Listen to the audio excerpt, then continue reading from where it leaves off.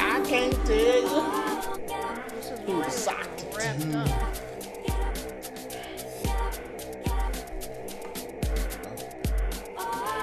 All right, hit me one.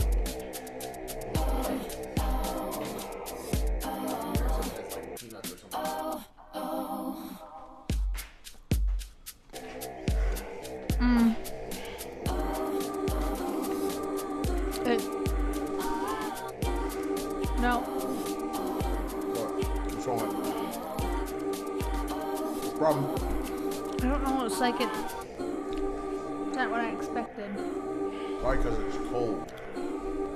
Right. Well. Turkish delight's supposed to be warm and kind of gooey and Okay, we're gonna soft. We'll leave it out for a bit because It doesn't taste bad. no, but it's not. It's not like the old, You know what it the tastes big like? fat Turkish delight. It tastes like one of those like somebody had left mochi in the refrigerator. Yeah. Kind of dried out and hard. Mm-hmm. Okay, leave it out. It'll soak up some moisture again. Okay. All right. The people are listening. Are they? They are. I just put the turkey in the oven. They're listening to us chew Turkish delight from Turkey. Vegan Turkish delight from Turkey. That one of my students gave me, who is Turkish. That's pretty awesome. Yep. I don't think I ever got Turkish delight from a Turkish person from Turkey. Huh. I don't think that's ever happened. I'm looking at what's inside of it. What's inside what? Turkish delight. And it's just sugar, water, lemon juice, cornstarch, cream of tartar, rose water, Tartar. which I don't taste the rose water, red food coloring, which I don't see, No. and powdered sugar. See? Turkish delight is vegan. Huh. Okie doke. Now all I need is a white witch and I'm good. Ouch. Hi. Oh, that hurt. How you doing? Oh, that was not cool. Okay, so here we are. I doubt we do a double cast, but we didn't do one yesterday, so we're going to have to make it up somewhere. We didn't do one yesterday because I had to take a nap. Yeah, because you tired. I was exhausted. Tired. Fit to be. Yeah. Tired. For real, because I couldn't even keep my eyes open at 5 o'clock. And then at 7:45, I still didn't want to get out of the bed. I got something on the brain, All right, let's hear it. and I think it's an interesting thing. With all of these people moving around the world and working, where is the international workers' rights thing? I don't know. I mean, I'm not talking about a union because, you know, everybody has their differing views on what unions are. And even when I worked at Meyer, I didn't like the fact that I had to be in a union, but I couldn't take advantage of any of the Right, I had stuff that when of I the worked union kind of thing. my first job. I worked at a nursing home, and they were taking union dues out until I petitioned and got it back. Exactly. So there is this thing about unions themselves. But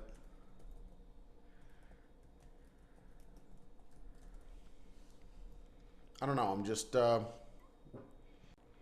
sorry we dropped out for some weird reason. But anyway, because a lot of countries have lots of different ideas about what a work week is, what you're supposed to do, like how long you're supposed to be at work. Then what does a weekend mean? Or maybe there is no weekend. And everybody has all these different ideas. But it seems like with all of these people that are moving around, like say, just like in the EU, they moved around a lot once they got the ability to do it easily.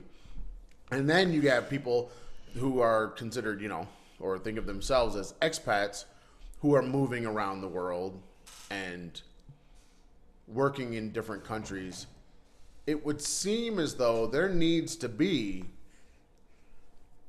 some kind of body that protects foreign workers from the country that they're in when it's not their home country. Because in their home country, they have certain protections. Yep. Or a lack of those protections, whatever that country has. But it's your country. But when you look at what happens outside of your country, you're just basically screwed. Yeah, there doesn't ever feel like you have any place to go. Right. You know. And if your job is laying on things that you must do, you must. Like, you know, that's always how it comes out to us. You must do this, you must do that. Right. If your idea of what you must do is like across the board, so it's the local worker and the foreign worker, everybody must do. The local worker has somewhere to go. Yeah. To say, wait a minute, this is not right. But the foreign worker just sits around going, oh, well, because you feel like you don't have anywhere to go. Right, there's no one looking out for you. Right, and there is no one looking out for Well, see, I don't know if that's true. Well, I just Googled. Uh-oh, she's doing the Google. And on Wikipedia, there's... Oh, no, not the Wikipedia. International labor laws. You find something? I did, but it's going to take a lot of reading because... Well, see, my thing is there should be something that, like you would anywhere else, you'd have a thing that you know, if they step over the line or they do a thing that they're not supposed to do, or if they don't, you know, if they don't even just follow their own laws inside of the country, because that happened in China to us a lot. Yeah. Where they didn't even follow their own laws, but because we were foreign, there was nothing for us. Right. Or at least it felt that way. Like I said, there could have been, but we never knew it. Nobody ever said anything. There were things that we could do, but we have a friend who went and disputed because her boss wasn't paying her. And then the boss fired her and refused to pay all the back months of work. And so as she's going through this process and she's sitting in an interview with a Chinese woman, and the Chinese boss is sitting there and they're speaking in Mandarin, and our friend has very limited Mandarin, and her translator is refusing to translate. And she starts demanding, you know, she needs to pay me. I've worked all these hours. Here's the proof, blah, blah, blah. And the woman who worked for the Chinese government got up and smacked the shit out of our friend. Pulled her hair and told her to get her black ass out of her office. And this is the woman who's supposed to be advocating for the foreigner. Yeah, I don't know. There seems like there should be something. It seems like there should be something out there that protects the foreign worker from that, whatever that locale is. Protects them from them treating them badly as an employee. Right. Because they have like little to no reason to ever treat the foreigner as good as they treat their own people. As equal? Well, just as good as they treat their own people. Right. It may not be equal. It may never be equal, but it seems like that's not a thing. And it seems like there needs to be a body or a group or something, because people are now having to move out of their home countries in all parts of the world. Right. It's not even a oh, they just wanted to leave because they wanted to see the world. No. Now it's they like couldn't find a job. Right. You might have to leave in order to get a job to support your family, and you know that it might become a much larger deal. Well, I just read an article this morning which made me do a little happy dance. But universities in France are now starting to offer more courses in English to attract foreign students. And university in France is really cheap. Yeah, but are they going to open it up so that, say, Americans can go to France and work in France? Yes. Yes. I thought that was the whole problem with the EU, that we couldn't go there. No, we can go there and work. We just have to get a EU work permit. Our friend, the one who had issues in China, she went to university in France, and she worked in France. But we're not talking about going to university and working after going university. But that's we're what talking about being just Americans going to France to work. We could get English teaching jobs in France. It's just hard for us to get an EU work permit. It's a lot of hoops. It's like going to New Zealand. But if you have to have an EU permit, and that's the part that's hard, then it's hard to work in France. It is hard to work, but it's hard to work in Europe. Well, if you're an American, okay, now but that doesn't sound mean like you're making my argument. But that doesn't mean that we can't. It just means that we have to get a job who's willing to sponsor our work permit. But how is that different than every other place we've been? It's not. It's just more difficult for Americans because a lot of places don't want to hire Americans. They don't want to be infested. Uh-huh. But like I look online right now, I can go to Dave's ESL Cafe, and there are going to be loads and loads and loads of job postings for like Turkey and Poland and Saudi Arabia, and they all want Americans. Yeah, but Americans don't want them. Because I wouldn't want to go there. No. I want a beer every now and then. Well, I wouldn't mind going to Istanbul, but... Oh, I would mind. Why? If I'm not to live. No. Maybe to visit, but I didn't say to live. I want to go to Istanbul just because I want to go there because the architecture is beautiful and you want to drink coffee and... Yeah, that's called a vacation. That's not, no. Living and working is what we need to find. Right. Like I've seen things for Prague and just all kinds of stuff. Prague. Where is that place? What? Where is that place? Where is it? Prague? Yeah, where is it? It's in... What country? You don't even know. I don't. I can't even lie. You want to go to a place you don't even know where it is. Come on. I want to go lots of places. Where is it? Where is it? Come on. Czech Republic. Exactly. You really want to go there? Hell Why not? No, hell no. You know what that sounds like to me? Cold. Fucking cold. No, that's not a place. God. I mean, oh my God, it's like 2 degrees Celsius. See what I'm saying? See what I'm saying? But anywhere in Europe is cold. Except for like Portugal. Except for on the med. And Spain and Italy and on the med. Greece. Yeah. In the med. I would totally go to Italy. On the med. See, you have to always say that because northern Italy is freaking cold. Yeah. Mountains and stuff. Yep. No, they ain't no. Okay, so my family is from... No, I ain't got my elephant. I ain't walking over there. My family's from Torino. What part of the country is that in? I'll go to Sicily. I'll go to Sicily too. I think they just did a thing I just heard in the news today where they snatched or took or destroyed or removed or something.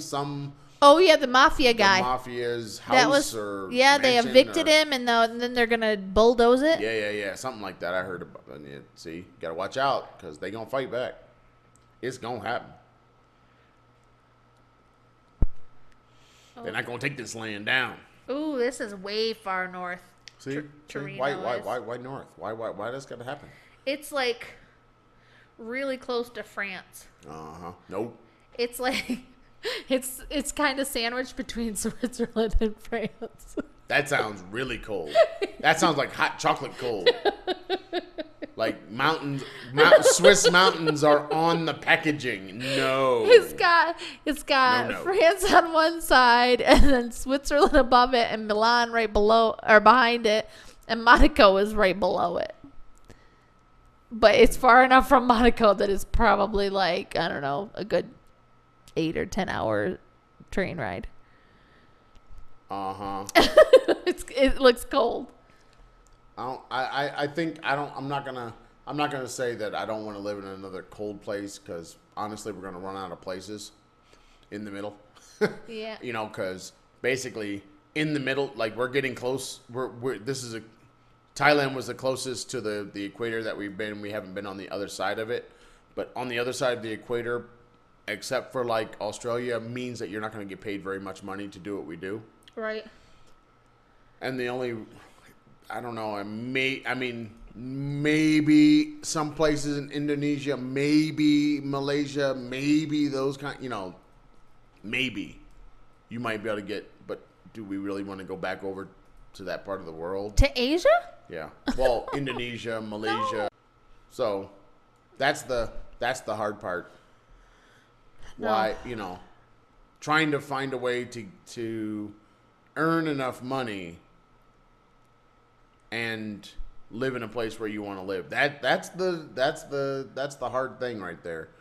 And I would say people, just living in the United States, kind of, a lot of people have that same problem. Yeah. Living where they want to live and having the kind of job and making the kind of money that they want to make. I mean, I would say most people don't really get there. Right. But we keep jumping around these different countries, and a place where we can make a good amount of money is a place you don't want to live. Really don't want to live. Right.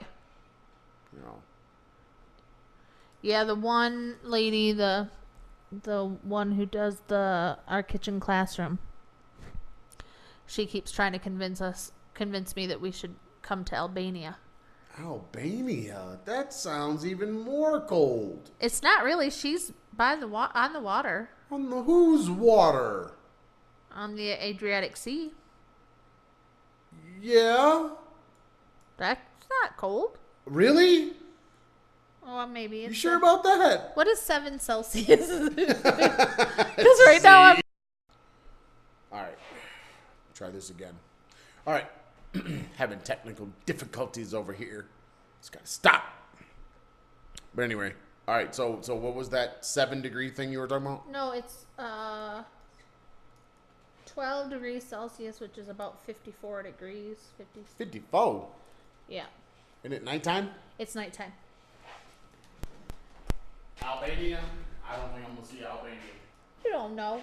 Oh, well, I kind of do.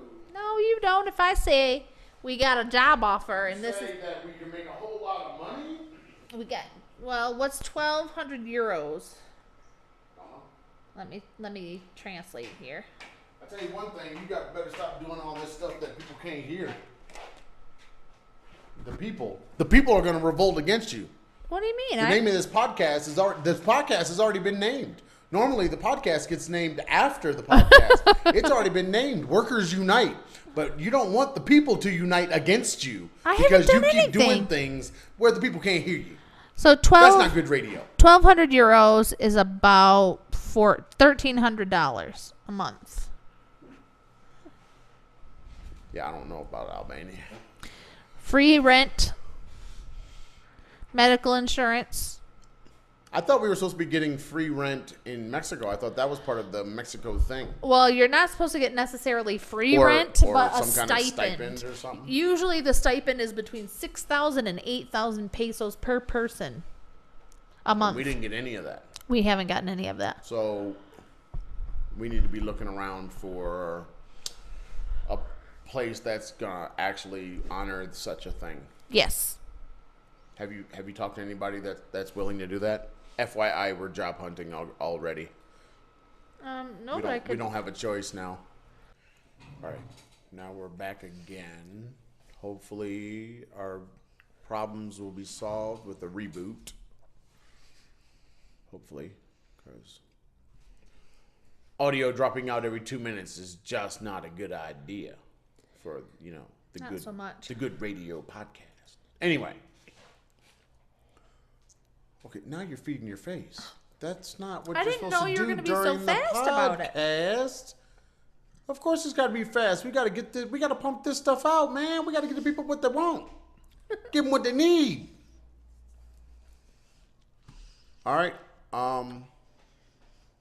Shit, we got the workers unite, fight the power. I mean, come on now. Fight the power. Yes. You got me over here looking at jobs. Well, we probably should already be doing that. When I say we, I mean you, of course. Mm-hmm. But yeah, I don't know. The question then becomes, do we leave Mexico? And we can't afford it right now. Yeah, but when would we ever afford it? Well, I don't know, because the way we're living at this moment, I can't even save, and I'm barely paying off the bills. Right. So we need to find a place that's gonna hold up to their bargain first and foremost, and then get paid more money to do what we do, because I don't think I think we're definitely undervalued where we are. Yeah. And this current situation they don't want to be, I don't know how to say it. They don't want to be better. They don't want to be, they really don't want to have outsiders come in and say, well, all the stuff that you are doing right now is from like the 1970s and 1980s. Right. Maybe it's time to go ahead and make a change. And their overlords in England that's probably what they want, but then it's going to take years for them to get there. Well, especially when they only have one person. So, I mean, but they're running away everybody else. Yeah. So, mm-hmm. and it's not just the foreign workers, it's their own people that they're running away because people are, dissatisfied with what's going on. Right. So, we'll see what they do, but I'm not going to be here to watch it. That's for sure. Like I keep saying, you guys do what you want to do. It's your school, but don't expect me to stay around and be hurt through your growing pains. Right. I don't want to struggle with your struggle. Right. Your struggle is not my struggle. Exactly. Because they're struggling with things that make no sense. I mean, they're still trying to figure out how many hours a teacher should teach. No kidding. And then what are the responsibilities of those teachers, and is it really realistic to have teachers doing all that they're doing when they should probably be having, administrative people doing that work? Mm-hmm. And from what I understand, they just got rid of those administrative people. So it's like, you need them. They should be doing certain things that taking those responsibilities away from the teachers so that the teachers can focus on actually teaching. Because just in the idea of, you need to collect all these forms and then you have to write down that you got the form, and then no, none of that should be going through the teachers. It should all be going through some secretary, administrative staff dealing with the students, and leave the teachers out of it. Because if you did that, the teachers would have more time. I mean, if I got 20 minutes in the morning, but then I got to take 10 of those minutes to worry about these forms that are coming mm-hmm. back, it's like, whatever. And then you don't ever ask for the damn forms. And then when you do ask for the forms, it's after the fact. Like, it's after the thing is now gone. Yep. It's like, why did we do this in the first place? Oh, we have to have the form. It's like, no, you didn't. If you hadn't have the form, you would have asked for it directly from the parent. Exactly. And just email this shit back to us or scan it or whatever. They're not taking advantage of the E side of education. No, I got an email yesterday saying that this child is missing this form. And she needs to bring the form. And I was like, why the hell are you telling me? Mm-hmm. This kid can't even come to school most days.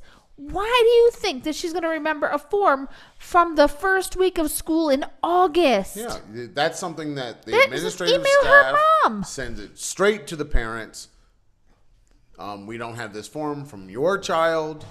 Here's the form again, fill it out, send it back to us, and be done. Mm-hmm. It never has to go through the teacher because the teachers do not need to know. No. That's just like they needed all these forms to take pictures of the kids, but they were already taking pictures of the kids before they got the form. It's like, come on now. You either need it or you don't. Right. Don't act like it's such a big deal. And then everybody's taking pictures of these kids. Nobody's going to go back through those pictures again and edit out those kids. No. So don't make a show of it. Don't waste anyone's time with making a show of it. Just say it's, BS and move on. But that's the problem that we have where we are, and that's why we don't want to be there, because they're doing, and I said this before, it's like they have all these good, they have like a whole bunch of really good things. Mm-hmm. But the bad things are just way more. Yeah. They're outweighing the it's like, what? You do what? Why is it that I have to go back in time because you have some weird rule that's not a rule, of course, but you have some weird thing from way back in the past. Why would you keep that going? It's like you have no reason to keep something. Some of the things that they do, they have no reason to keep them going. Right. Even the person that may have said that it was a thing to do is gone. So there is no reason to keep any of this stuff going, but they're keeping it going because they've gotten complacent and relaxed with the system as it is, and so then they just keep it going. No, that's not growth. You see? You found a job? Tanzania. They want a writing teacher. Oh my. An English writing teacher. And they pay. How much? They pay round trip airfare. They cover the visa expenses as well as local housing and provide a stipend to cover living expenses. That sounds interesting. So maybe I might email them for more information. Yeah, you might have to get more information because, and I'd have to learn more about Tanzania. Any lions in Tanzania? I don't know. Tigers? Bears? Oh my. We got to find out. Yeah, I don't know. I thought about this when we were in China the first time and the second time. Just this idea of why is it that worker norms are not there? Like what's going on in the world that there isn't like a consensus about how workers should be treated coming from many different countries around the world. Right. Because we have worked with literally people from everywhere, it seems like. Even little bitty Estonia. Yeah. I mean, and we've all had the same complaints. Yeah, but I'm trying to move past complaining. Everybody complains about the country they're in for various different reasons. No, I'm saying they're complaining about the lack of support, the lack of rights, the lack of effort made on the host country. Is it a lack of rights? Or is it a perceived lack of rights? So are these norms in these places, and we just are not given the information to know that it's there, right? Or is it something else? Yeah. That's something I think we need to maybe explore a little bit more and try to understand where do we fit into this picture? Because basically, if all of these expats out there stop being expats, yep, a whole lot of countries are going to lose. They lose in that thing. It's just like you take one school and you remove all the foreign workers out of that school. That school now has big holes that it's not going to be able to fill necessarily, and they're definitely not going to fill it easily with their own population. Right. Because the reason that they had the foreign worker in the first place is usually there wasn't anyone there to do it. Right. At least to the standard that they're asking for or whatever. Right. The consumers want. Exactly. You know. Because our school right now has quite a few foreign workers. Yeah, they do. They have a lot. And it makes you wonder, like, is everybody having these problems? Or did most of them already have they had them too. They couldn't have. All of us?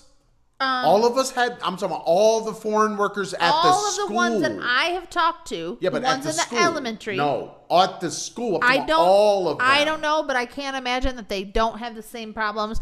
If these people who have been there for years have had these issues. Because it just kind of boggles the mind that there's this many foreign workers, but they keep acting like we're the first ones that they've ever had. Right, and we aren't the first ones with children either, because the woman from Venezuela has children, the woman from Argentina has children. So why are we special? Why did we get the special bad treatment? I don't know. What's up with that? I wish I could tell you, but I cannot. So I don't know. I guess I don't know. I guess we just keep looking. I guess that's the only real answer is you just keep moving. Right. Maybe we work our way south. We go to south, like southern Mexico, or hit the peninsula. We should go to the Yucatan. Okie doke. Aaron can go look at his crater. Okay. Sitting out there in the water. Go see go south. Acapulco. Yeah. Acapulco sounds good. One of my students wasn't here yesterday, and I said, "Where were you? Why weren't you here yesterday? Were you sick?" And he said, "No, I was in Acapulco." I was like, "What?" He's like, "Ha ha ha, Mrs. Farr." I said, "Get out. Take your little self over there." You should have sent him to detention. I was like, in school suspension. You went where? Where? You went to the beach? He's like, "I'm going to go to Cancun for Christmas." I said, "I don't want to hear your words right now.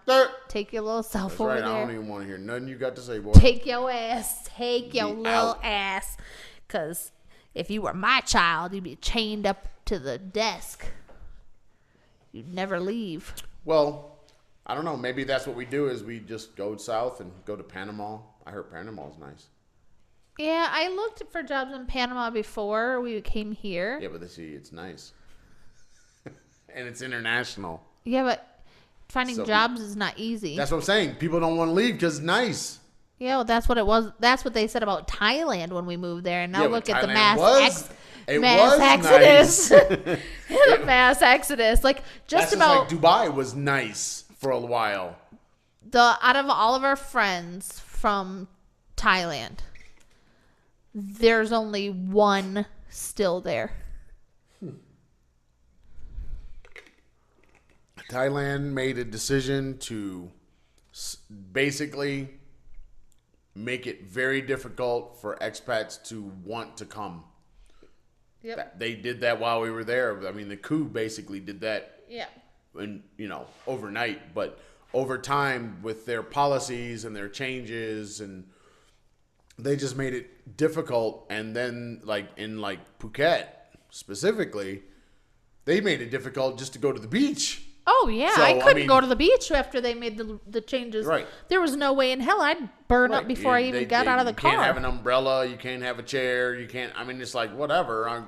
It's like you're sitting on the face of the sun while looking at the face of the sun. Now, you really? You're melting. You're either in the water or you're off the beach. Yeah. And, that's... And then it was so convenient because, you'd have the people that would come and sell you the fruit and the beverages, and then the restaurants were nearby. Which essentially helped the local people and economy, which was interesting to me that they stopped that. Well, do you remember when they stopped all of that and they got rid of some of those taxi drivers that were there illegally? People started killing themselves. Why not just make them legal? I don't understand why if they're already out there driving, so they're already doing the job. Just make them legal. Who knows?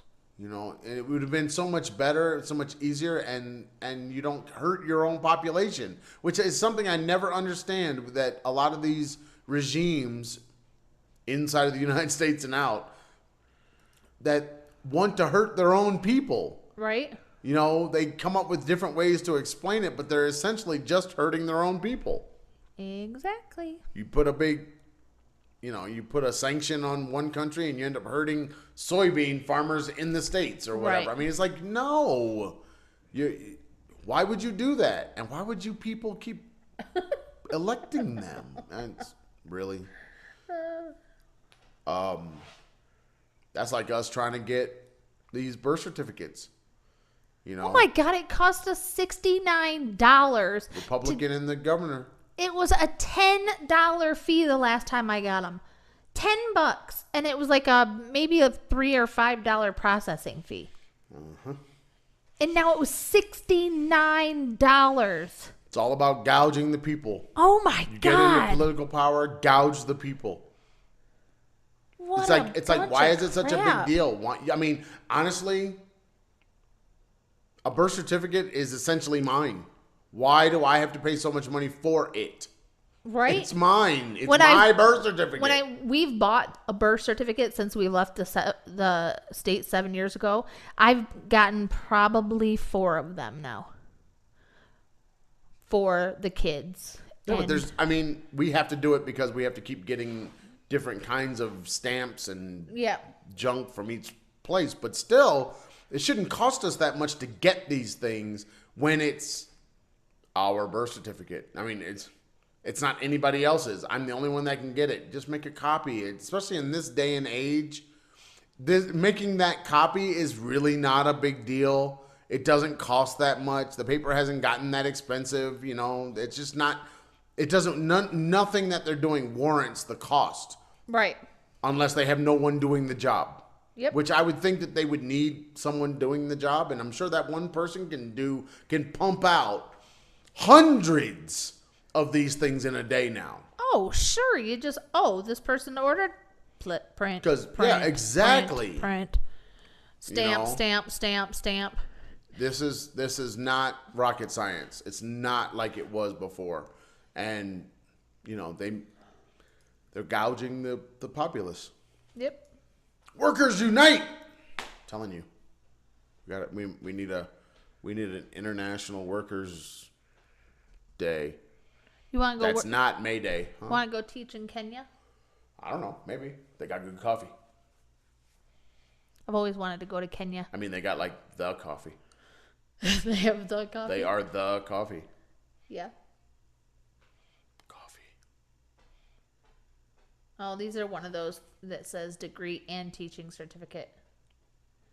Yeah, okay. Because that matters. I don't know why countries are still doing that when, if I've worked outside of the United States for a few years, my teaching certificate, if I ever had one, is now not.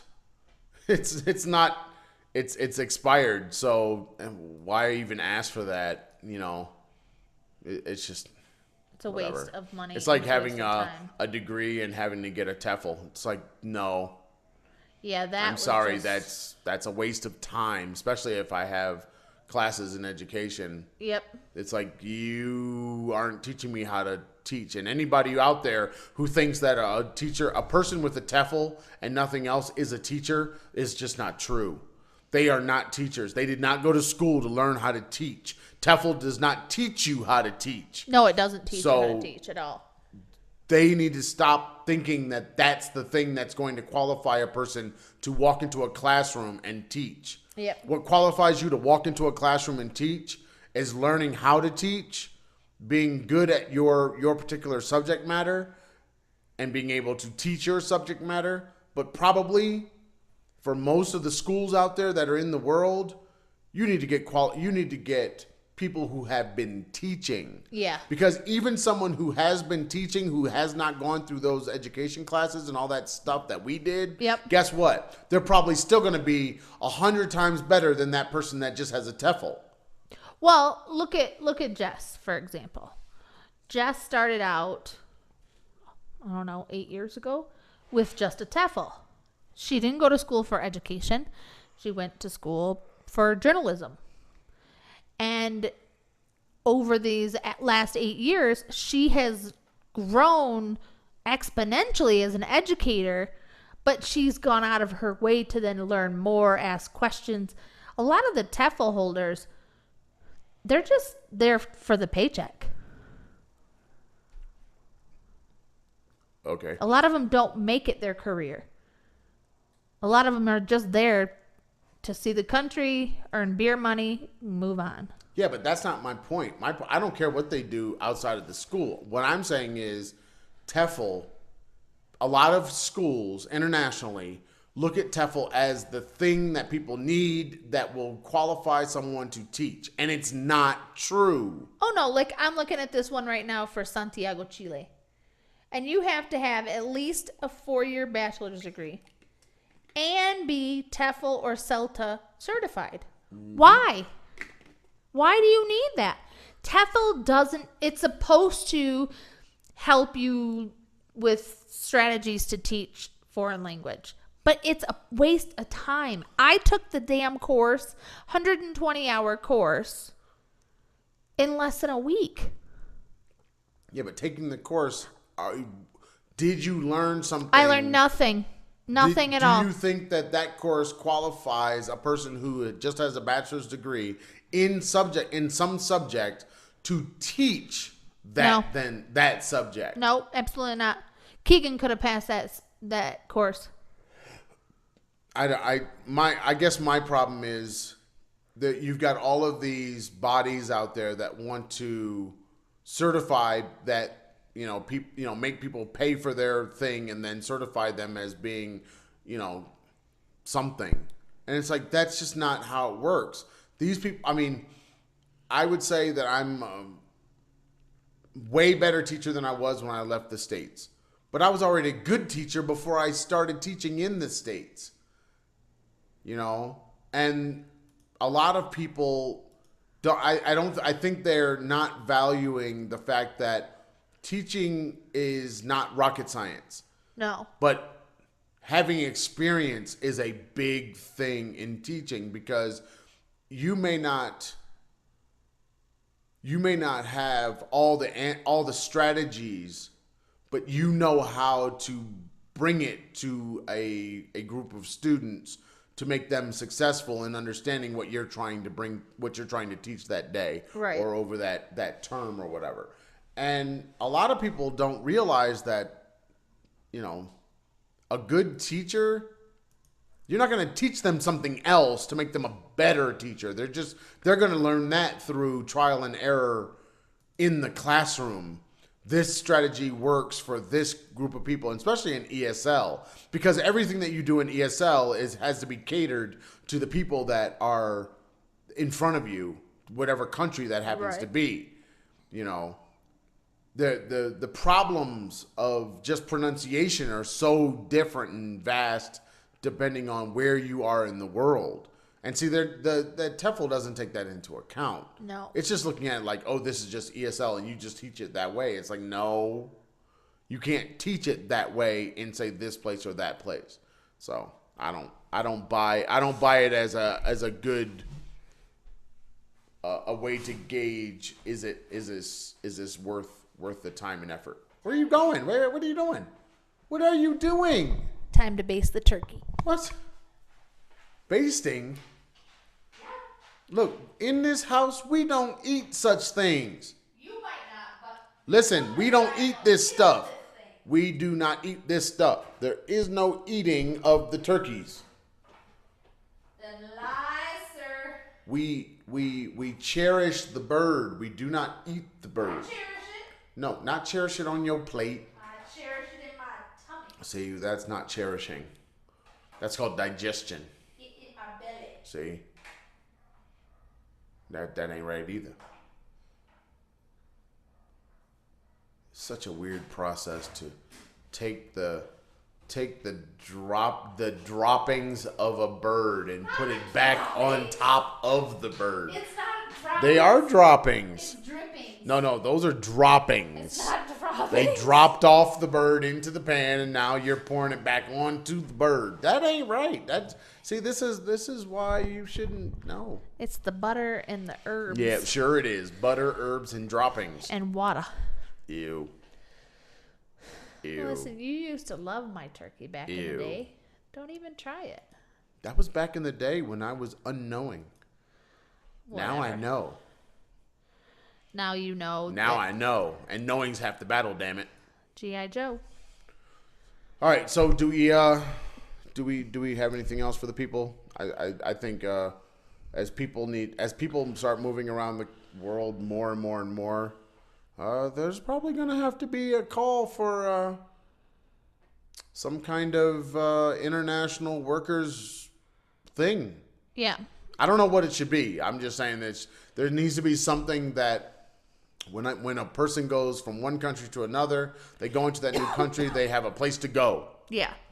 That will protect them from bad actors.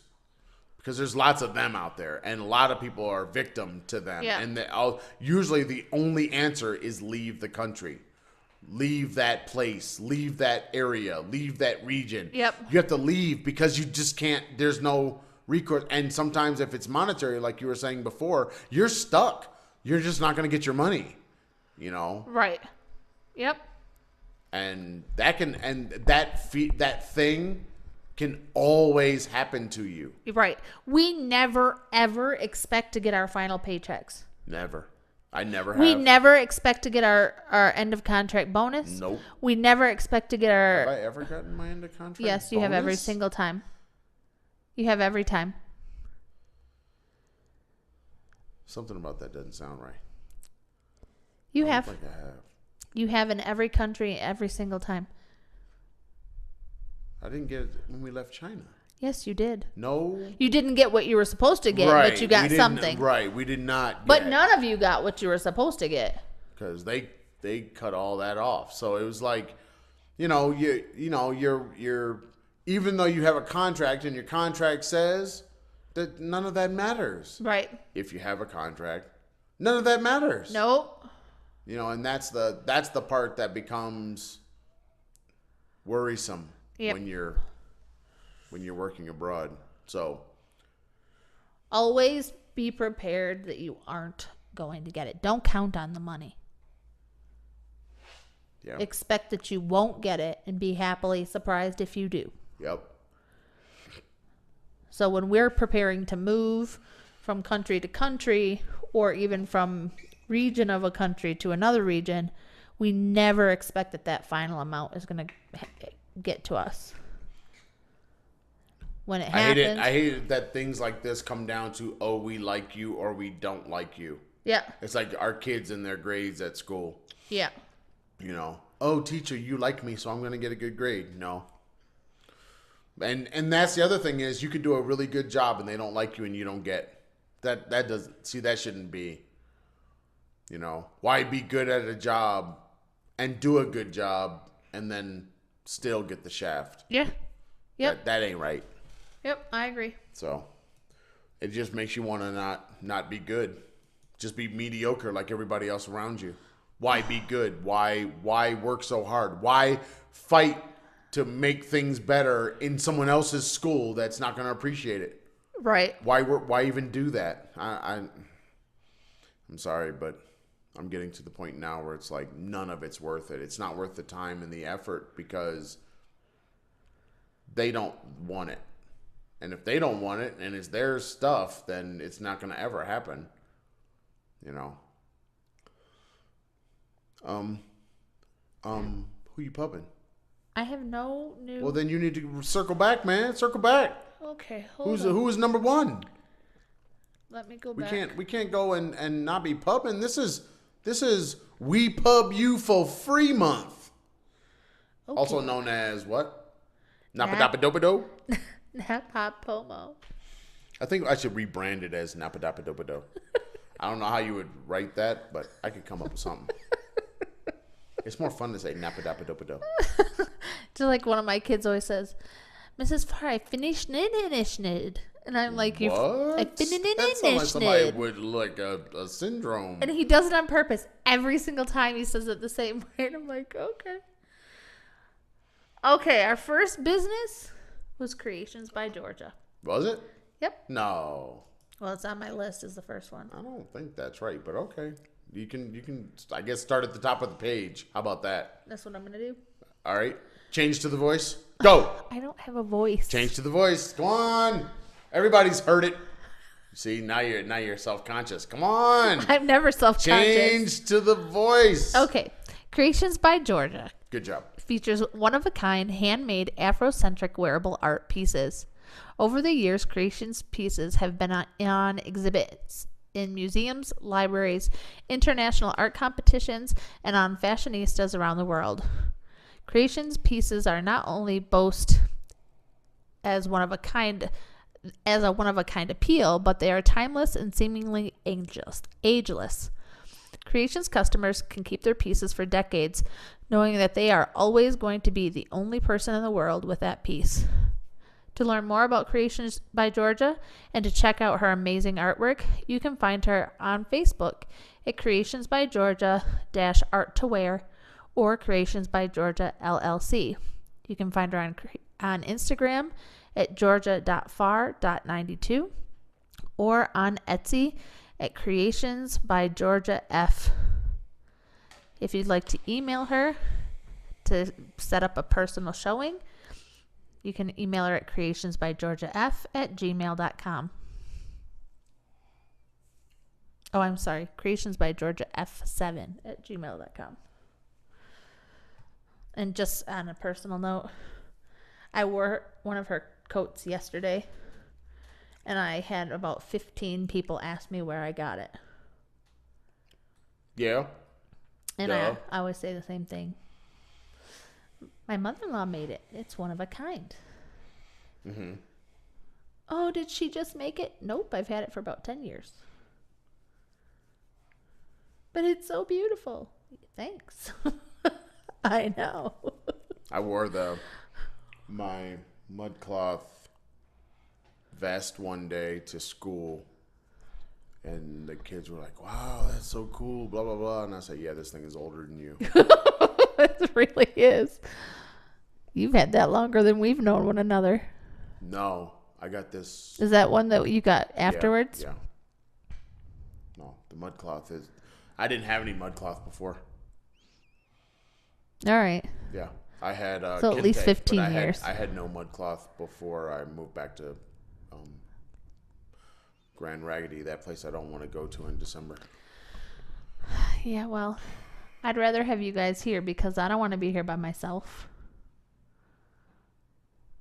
I don't want to go back to Grand Rapids, Michigan in December.